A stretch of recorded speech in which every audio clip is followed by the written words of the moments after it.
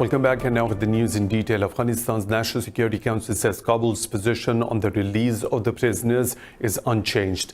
NSC spokesperson Javed Faisal says the prisoners will only be released after intra-Afghan talks start and the Taliban guarantee a reduction in violence. The council's statement came after US envoy Zalmay Khalilzad called for the immediate release of the prisoners as per the Doha peace deal. In a tweet, NSC spokesperson Javed Faisal said the Taliban have to guarantee they will reduce violence for the prisoners' release. Faisal said the group also has to assure Kabul those getting released won't be returning to war. Earlier, Khalilzad said all the sides should resolve the political crisis resulting from the elections and dual inaugurations. Khalilzad also met self-proclaimed Afghan President Abdullah to discuss a way out of the political crisis in the country. Abdullah's office says the meeting could not find a solution to ease tensions with President Ashraf Ghani. Pakistan has expressed concern over the grim human rights situation in Indian-occupied Kashmir, which has been under curfew for the last 228 days. In a media briefing, Foreign Office spokesperson Aisha Farooqi said Islamabad will continue condemning occupation forces' barbarism in the valley. She said calling Kashmir an integral part of India is a clear violation of UN Security Council resolutions. Farooqi said Kashmiris continue to be deprived of their fundamental freedoms, right to liberty, health, education and food. The spokesperson said Islamabad calls on the Indian government to lift its communication blackout. Discussing the coronavirus, she said Pakistan is taking effective steps to curb the spread of the deadly pandemic. She said Pakistanis both in the country and abroad are advised to avoid all non-essential travel. The International Press Institute says media freedom in occupied Kashmir is under a serious threat from Indian forces. In a report, the body said state surveillance and pressure on journalists in the valley has increased since August. The report said the journalists have been stopped from going to the occupied valley to report on current developments.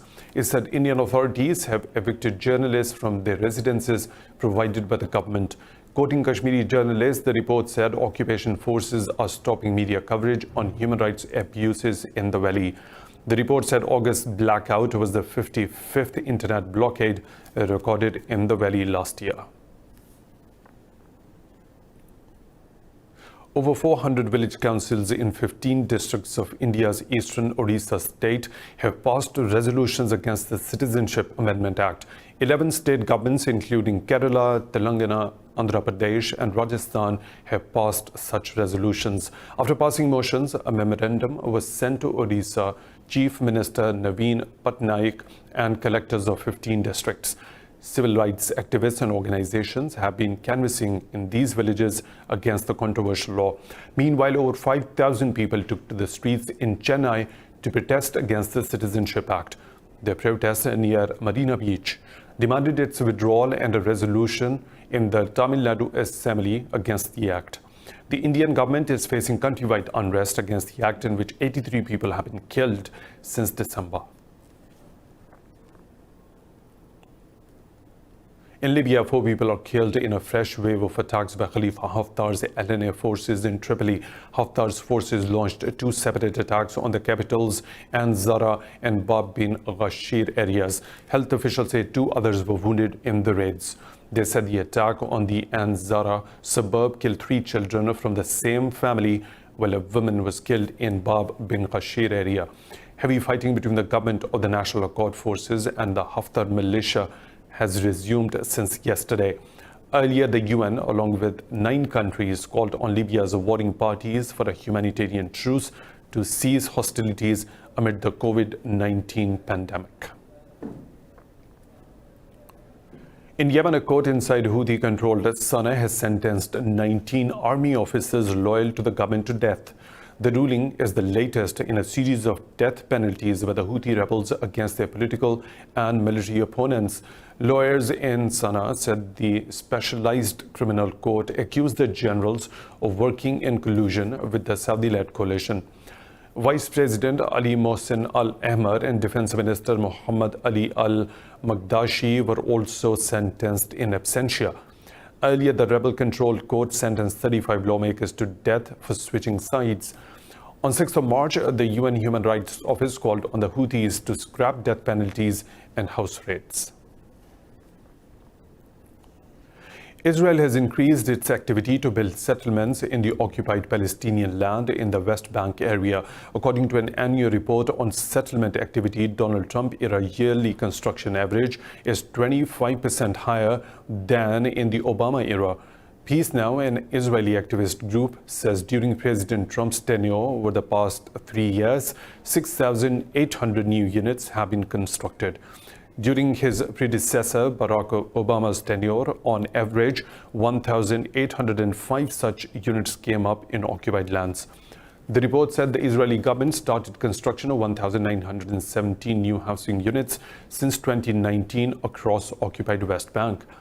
Meanwhile, the Palestinian Prisoners Society said that 4 Palestinian inmates contracted the new coronavirus in an Israeli prison. Israel's President Rivlin has called his Palestinian counterpart Mahmoud Abbas and sought coordination to counter the coronavirus pandemic.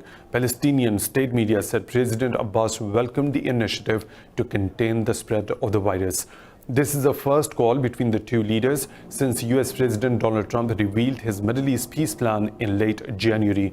The plan recognized Jerusalem as Israel's undivided capital. The US says it will retaliate to attacks on American forces anywhere in the world. The Pentagon statement followed the recent attacks on US troops and coalition forces in Iraq. In a briefing in Washington, Pentagon spokesperson Jonathan Hoffman says the US retains the right to defend its forces. Hoffman said the US is exploring possibilities on how to retaliate. In Iraq, at least 2 Americans and a British soldier were killed in an attack last week. 3 American troops and several Iraqi forces were wounded on Saturday in another rocket attack near Baghdad. No group has yet claimed the responsibility for the attacks.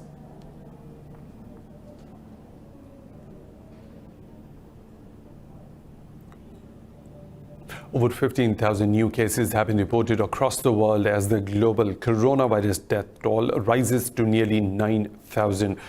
But there is a good news coming from China, where the outbreak began. This report has the details. As the world grapples with the severity of the new coronavirus pandemic, China, the place of origin of the fatal disease, has for the first time reported no new local cases over the past 24 hours. Beijing is now sending its medical teams to other countries struggling to contain the outbreak. The second team of Chinese medical experts arrived in Italy, where the virus has wreaked havoc. The main difficulty we have now is the shortage of medical staff. Now, all doctors and nurses in Lombardy are involved in the fight against epidemic. We need medical workers because the peak number of confirmed coronavirus cases may come in a few days. So China's help to us is very important. The donations from China are what we urgently need, which can save many lives. I thank the Chinese people. Thank you. Sub-Saharan Africa reported its first COVID-19 death, a high-ranking politician in Burkina Faso, as the World Health Organization urges the continent to prepare for the worst. New Zealand and Australia are the latest to shut borders to all foreigners as the hysteria of transborder coronavirus infections mounts. Spain, among the worst hit in Europe, is struggling to contain the virus at a time when the country is facing divisions over secession movements. We must now put aside our differences. We must unite around the same objective to overcome this serious situation. And we must do so together among all of us with serenity, with confidence, but also with determination and energy. Now we have to resist, to endure, and we have to adapt our ways of life and our behavior to the advice of our authorities and the recommendations of our experts in order to beat the virus. Beijing and Hong Kong are toughening up their 14-day quarantine restrictions as a second wave of the COVID-19 pandemic returns with homecoming citizens. US President Donald Trump will invoke emergency powers, but California Governor Gavin Newsom says 60,000 homeless in the state could get coronavirus in the next 8 weeks.